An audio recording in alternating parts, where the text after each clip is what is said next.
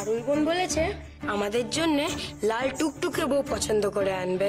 কি মজা কি মজা কি মজা কি মজা কি মজা।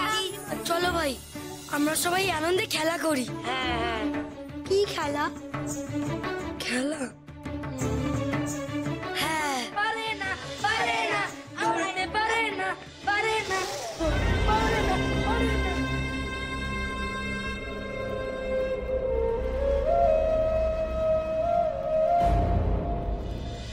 এই হলো আপনাদের 7 যুবরাজ। এরাই আপনাদের রক্ষাকর্তা। আমার অবর্তমানে এই 7 ভাই চোট বেঁধে সূর্যনগরকে শাসন করে চলবে।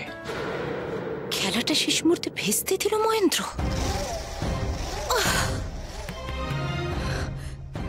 কিন্তু তাই বলে তো হাল ছেড়ে দিলে হবে না। নতুন নতুন কোনো খেলা শুরু করতে হবে আমাকে। যেভাবেই হোক রাজপুত্রদের মনে হিংসে বিদ্বেষ ঢোকাতে হবে, ঢোকাতেই হবে।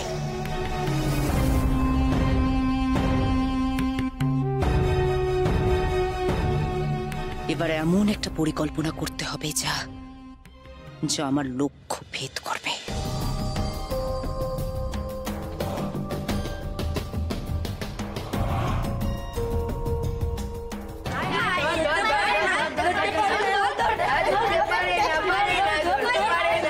তা বাছারা খেলা করছো বুঝি?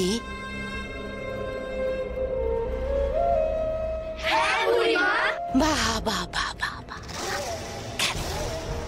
খেলাধুলা করো, হাসো, গাও, খেলো, আনন্দ করো, আনন্দ। তোমাদের আমার বড় ভালো লাগে।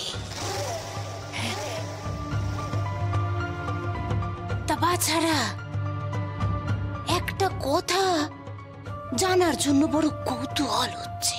কি কথা বুড়িমা? আমি শুনছিলাম কি তোমাদের নাকি এক একজনের এক এক রকম ক্ষমতা। হ্যাঁ, কেউ নাকি বাতাসে ঝড় তুলতে পারো, আবার কেউ নাকি জলের ঢেউয়ে সব ভাসিয়ে নিয়ে চলে যেতে পারো, কেউ নাকি আবার আগুনে পুড়িয়ে সব ছাড়খাড় করে দিতে পারো। হ্যাঁ, কেউ আবার নাকি ভূমিকম্পে গোটা পৃথিবী মাটির নিচে ঢুকিয়ে দিতে পারো। হ্যাঁ, তা বলছিলাম কি বাছা, তোমাদের মধ্যে কে ভালো অস্ত্র চালাতে পারে তা তো কই জানা হলো না। অস্ত্র তো আমরা চালাতে জানি, কারো কাছে শিখিনি কিন্তু জানি।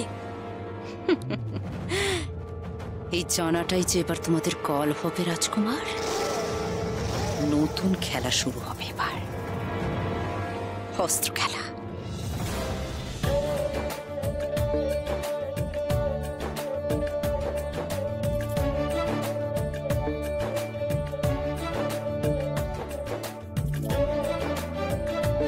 এমনিতে তুমি যাই শাড়ি পরো না কেন, তাতেই তোমাকে ভালো লাগবে।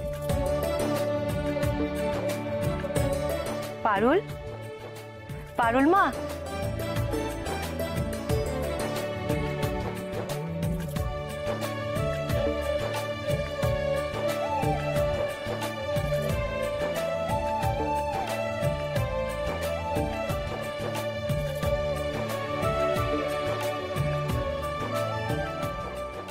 পারুল, তোকে একটা কথা বলতে এসেছি।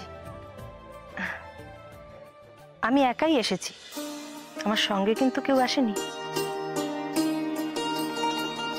তোর দু চোখ যাকে খুঁজছে, বিয়ে না হওয়া পর্যন্ত কিন্তু তার সাথে দেখা হবে না পারুল। 4 হাত এক না হওয়া পর্যন্ত একে অপরের থেকে চোখের আড়ালেই থাকতে হবে। এটা নিয়ম পারুল। মহারানী তোদের দুজনের নামে রাজ পরিবারের কুলদেবীর কাছে পুজো দিতে গেছেন। অনেকটা দূরের পথ, ফিরতে 2-3 দিন সময় লাগবে, তাই কথাটা আমি বলতে এলাম। মহারানী থাকলে মহারানী নিজেই তোকে এই কথাটা বলতেন। তবে এই কদিনের বিরহে তোদের ভালোবাসা আরো দৃঢ় হোক, আমি এই আশীর্বাদই করি।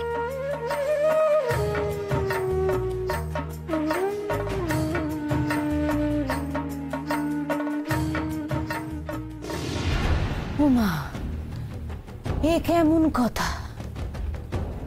সূর্যনগরের যুবরাজরা অস্ত্রবিদ্যা শেখেনি, তাহলে তারা শত্রুর হাত থেকে দেশকে রক্ষা করবে কেমন করে?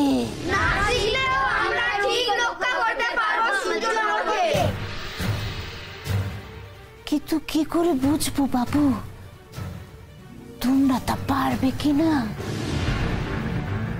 না বাবু না, আমার তো ভারী চিন্তা হচ্ছে। দেখি দেখি রাজা মশাইকে বলে তোমাদের অস্ত্র শিক্ষার একটা ব্যবস্থা করতে হবে। আমরা সত্যি অস্ত্র চালাতে পারি, তুমি কি প্রমাণ চাও বলো? হ্যাঁ বলো, কি প্রমাণ চাও?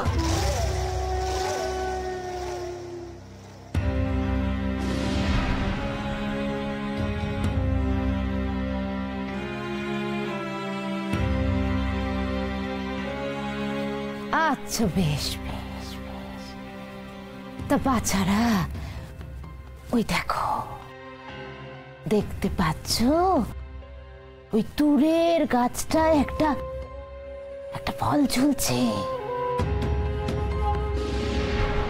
তীর মেরে কেমন ওই ফলটা পারতে পারো আমি দেখি তো তোমাদের মধ্যে কে কে লক্ষ্য ভেদ করতে পারো।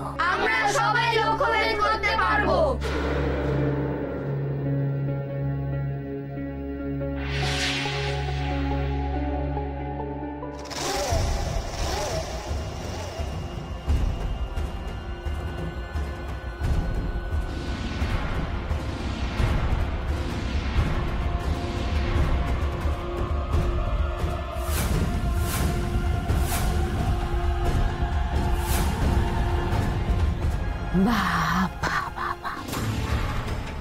তোমরা তো দেখছি ভালোই তীর চালাতে পারো। তা বাবু এ খুব ভালো কথা, কিন্তু তোমরা লক্ষ্যভেদে এখনো তেমন পটু নও। আর ভালো করে আরো নিখুঁত ভাবে তোমাদের লক্ষ্যভেদ করতে হবে।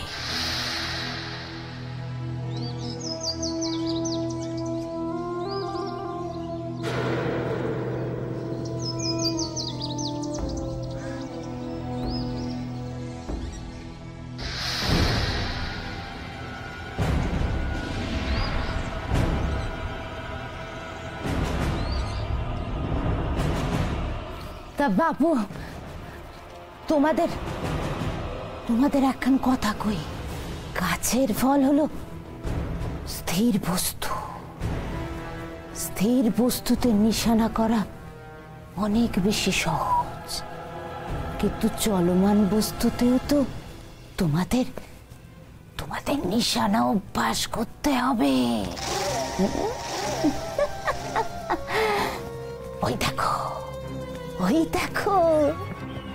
এক ঝাঁক পাখি কিরম উড়ে আসছে দেখতে পাচ্ছ? ওই একটা উড়ন্ত পাখিকে তীর বিদ্ধ করে মাটিতে ফেলতে পারো। দেখি তো কেমন পারো তোমরা। ওই উড়ন্ত পায়রাগুলো কেন পারবে না বুঝে?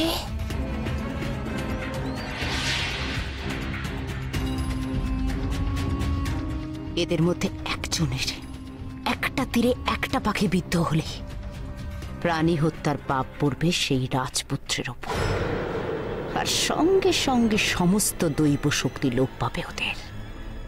আমার উদ্দেশ্য সফল হবে।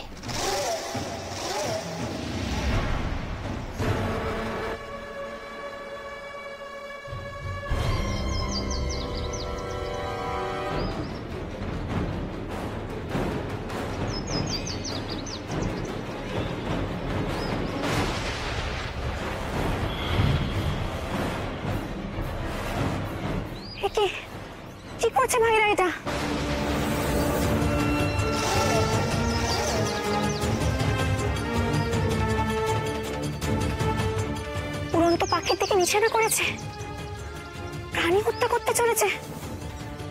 না না, এ পাপ, এ মহাপাপ। যেভাবে হোক আমার ভাইদের আমায় আটকাতে হবে। পারুল,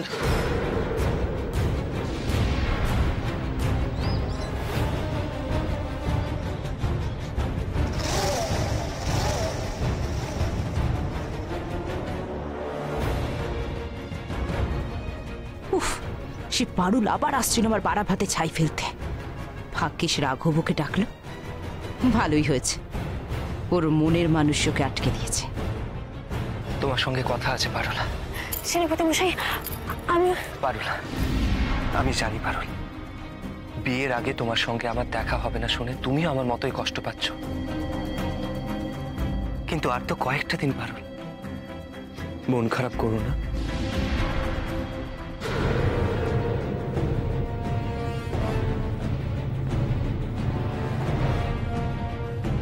ছোট ছোট ছোটদের আমি জানি তোদের নিশানা মন্দ না। 7 জন তীর ছুড়লে একজন না একজনের তীর তো লক্ষ্যভেদ করবেই করবে।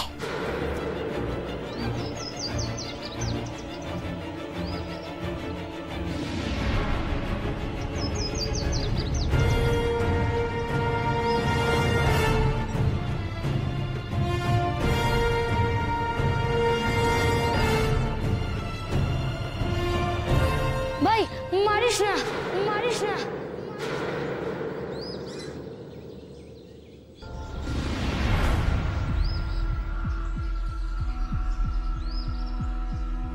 ভাই দেখ, গাছের কোটরে মা পাখিটা তার বাচ্চাদের কেমন খাইয়ে দিচ্ছে।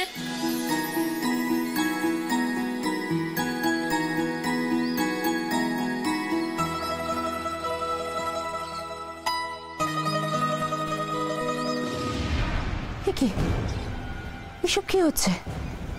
তীরে না ছুড়ে ওরা গাছের দিকে আগুনে তাকিয়ে আছে কেন?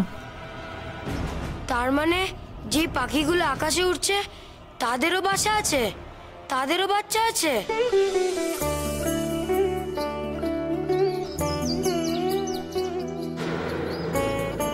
এদের মধ্যে যদি কেউ মরে যায় তাহলে ওর বাচ্চাদের কি হবে?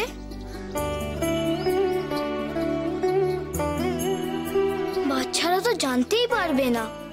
তাদের বাসায় তাদের মায়ের পথে বসে থাকবে, কিন্তু তার মা আর ফিরে আসবে না। হয়তো খেতে না পেয়ে তার ছানাগুলো মরেই যাবে, অথচ তাদের কোনো দোষ নেই। না না, আমরা তো ভারী অন্যায় কাজ করতে যাচ্ছিলাম। দরকার নেই বাবা ওদেরকে মারা।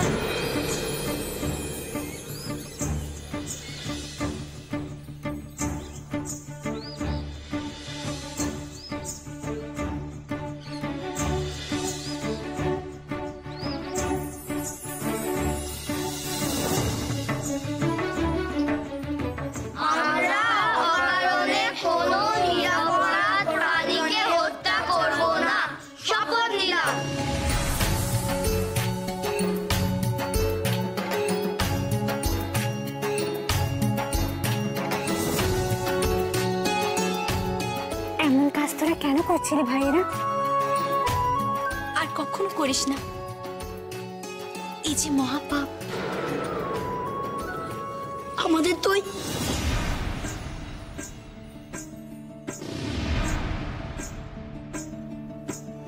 কই গেল সে? এখানেই তো ছিল। কার কথা বলছিস তোরা? কে ছিল?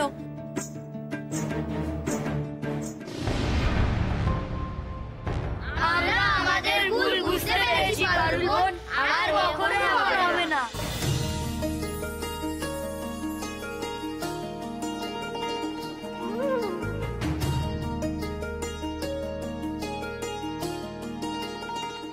দিল, ওভার ভেস্তে দিল সব। হতো ছাড়া। হ্যাঁ, সব ঠিক আছে।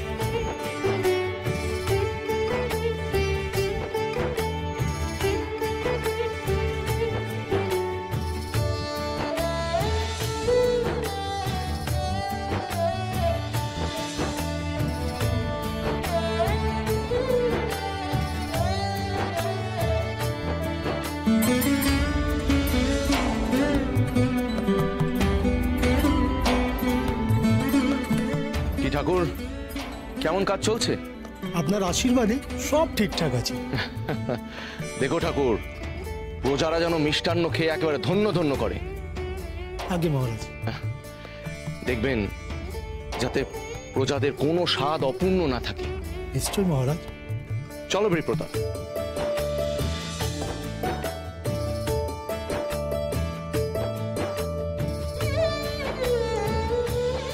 ঠাকুর। আগে মহারাজ।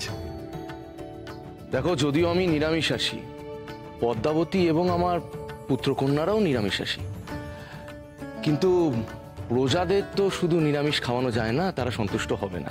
তাই তাদের কথা ভেবেই এই বিশেষ আয়োজন করা। আমার মানটা রেখো ঠাকুর।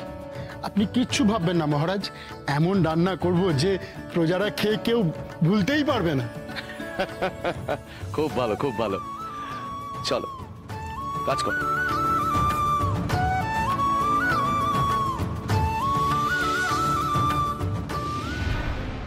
আমরা হিসেব করে দেখেছি সর্দার, রাজ্যের সমস্ত নদী পুকুরে জাল ফেললেও এতদিন ধরে এত প্রজাদের খাওয়ানোর মতো মাছের যোগান দেওয়া যাবে না। এটা অসম্ভব। কি বলছিস তোরা? তো জেলে জাতির মান সম্মানের ব্যাপার। মাছের যোগান দিতে না পারলে মান থাকবে আমাদের? হ্যাঁ, যা তোরা ওই জাল নিয়ে চারিদিকে ছড়িয়ে পড়।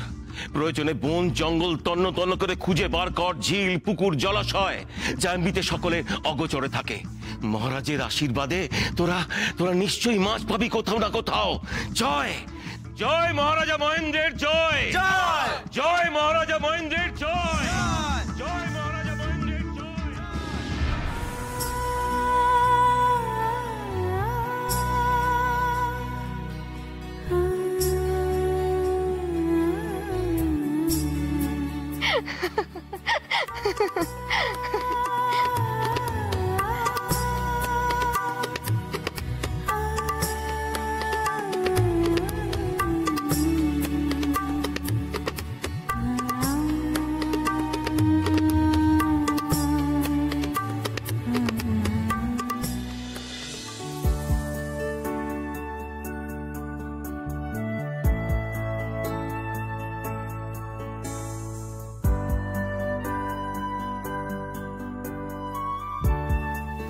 এমনিতে তো এই কদিন পারুলের সঙ্গে দেখা হবার আমার কোনো উপায় নেই।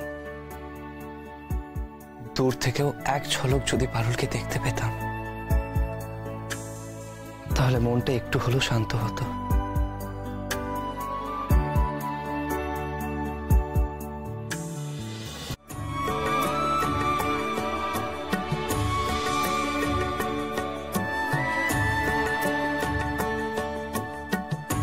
এই নাও রাজকুমারী, এই ফলের রসটুকু খেয়ে নাও।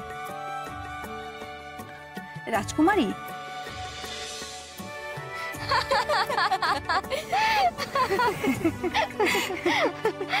রাজকুমারীর মন কি আর এখন এই ঘরে আছে?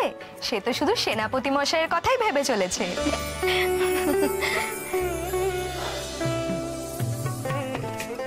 পারুল এখন কি করছে কে জানে। একবার কি সে বাগানেও আসবে না? বাগানের পশু পাখিদের সঙ্গে বড় ভাবতার। ওই জানলা দিয়ে কি একবারও আমি পারুলকে দেখতে পাবো না? শুধু সেনাপতি মশাই, সেনাপতি মশাই আর সেনাপতি মশাই। সেনাপতি মশাইয়ের কথা ভেবেই তো আজ আমাদের রাজকুমারীর এই হাল। খাওয়াও নাই, ঘুমও নাই। আর তো কয়েকটা মাত্র দিন, এত উতলা হলে কি চলে সখী? একটু অপেক্ষা করো, আর তারপরেই তো।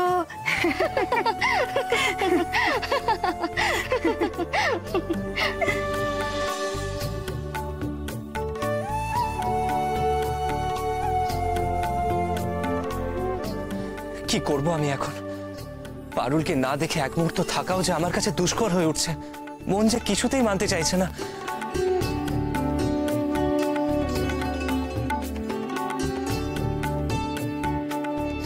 কি করব? মনকে যে মানাতেই হবে। বড়রা এই কটা দিন আমাকে আর সেনাপতি মশাইকে দেখা করতে নিষেধ করেছেন। এটাই নাকি নিয়ম? বড়দের কথা তো আর অমান্য করা যায় না। কিন্তু সব বুঝেও মন যে কেন এত উতলা হচ্ছে। একই প্রাসাদে আছি আমরা, একই ছাদের নিচে, অথচ আমাদের মধ্যে যেন লক্ষ যোজন দূরত্ব।